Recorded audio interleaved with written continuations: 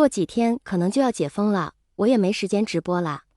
魏无羡坐在小三轮车上，他刚刚和蓝忘机把剩下的物资拉回物管，蓝湛要回去上班，我也要继续跑新闻了。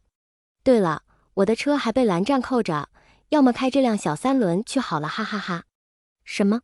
最后一次直播露脸？不要，我才不要露脸，保持一点神秘感。你们要是说我长得丑，我也认，但是可不许说蓝湛丑，蓝湛可是这个世界上最好看的人，对吧？蓝湛。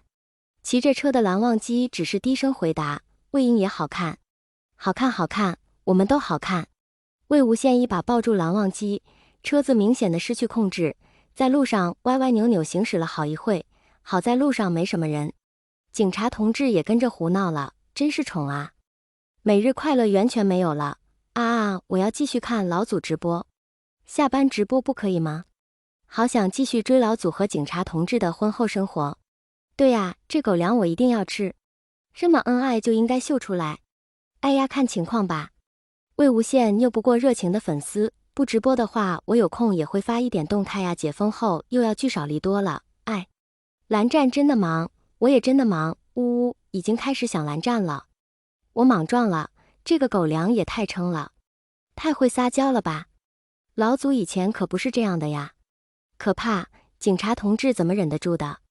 只有我还在关心老祖现在有内裤穿吗？哈哈哈，你是魔鬼吗？不是可以穿老公的吗？不穿更方便吧呀，哈哈。是啊，不穿更方便。魏无羡笑着说完关掉直播，他才不会给粉丝说蓝忘机早就给他买了新内裤。此时的业主群，芋泥、夷陵老祖和韩光君在楼下骑着三轮车来回逛了3圈了。龙须堂，疫情不能出去就只能在小区兜风吗？喝酒大叔，现在的年轻人真会找浪漫。芋泥，为什么迎风飘来了狗粮的味道？绵绵，呵呵，小区要解封的前一晚，大家都没有睡意，靠在窗户边隔空喊话。这些人真是的，明天就可以见面了，还在那喊。魏无羡撑着脸看着窗外，前几天咋没人喊呢？要不是管得严，他们估计得放炮吧。两人一起又听了一会热闹的喊话。我要出去吃火锅，我想我女朋友啦。我要出去购物、逛街、唱歌，我要回老家。啊呀呀呀，我不要上学。大家都在喊，谁知道谁喊了什么？魏无羡无聊地说，我要是喊一句，他们肯定都不会发现吧？可能吧。那我试试。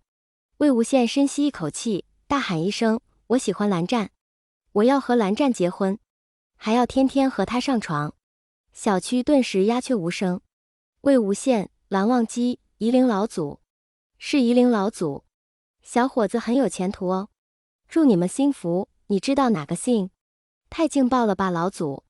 啊！蓝湛他们听到了，魏无羡羞得无地自容，只好往蓝忘机怀里钻。你说的啊？我说什么呀？魏无羡还没察觉到危险即将来临。天天，我说着玩的。魏无羡脸红道，蓝湛昨天我们不是才做了3次吗？明天就要解封了，今晚放过我好不好？啊呀，蓝湛，别！解封那天，魏无羡并没有第一时间出去，倒不是因为低调怕人认出来，而是晚上折腾得太久，没起得来。可蓝忘机作息规律，早早就起了。蓝湛要去上班吗？魏无羡从被子伸出一条手臂。今天总编给他放假，说不用解封第一天就去上班。不过魏无羡的工作时间本来就很弹性，睡到午后再起也是常态。作为刑侦队的顶梁柱，蓝忘机必须及时归位。魏无羡困得要命，拉起被子蒙住头。蓝忘机穿好衣服吻了一下魏无羡毛茸茸的发顶，轻声说，我走了，魏婴。魏无羡哼哼唧唧应了一声，又睡过去了。午后，魏无羡被电话吵醒。抱歉，魏记者，打搅你休息了吗？附近出了个案子，可社里的记者都在外面，暂时赶不过去，再晚就来不及了，不知道你那边方不方便？魏无羡一个鲤鱼打挺从床上蹦起来，沉寂许久的专属于记者的基因瞬间觉醒。怎么会不方便？简直方便坏了。魏无羡简单洗漱，从餐桌上拿起蓝忘机给他准备的已经凉掉的早餐塞进嘴里，抓起外套就出门了。出门才想起来自己没车，还好现场不太远，打个车赶过去时，其他报社的记者也才刚刚赶到。魏记者，好久不见啊。魏哥，隔离的日子好玩吗？哈哈，重回前线的感觉怎么样？哇，魏哥你终于出现了。魏哥你新专栏不错呀，算是因祸得福了。魏无羡敷衍地应付这些寒暄，问道：案子什么情况了？好像死了一个，那些刑警嘴跟铁做的一样，撬都撬不开。一个记者回答道：是吗？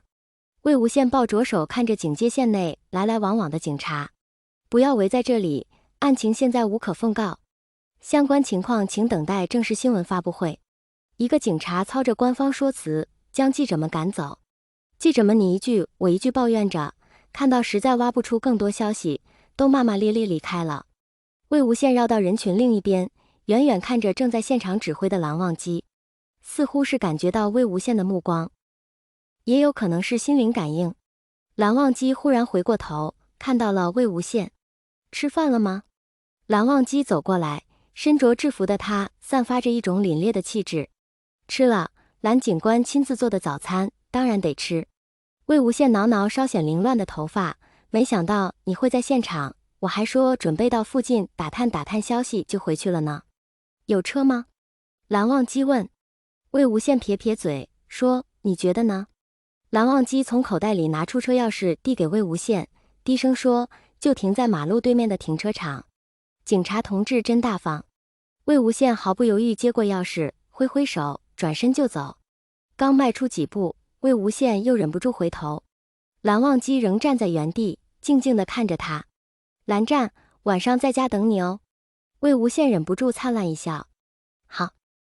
蓝忘机点头，目光甚是温柔，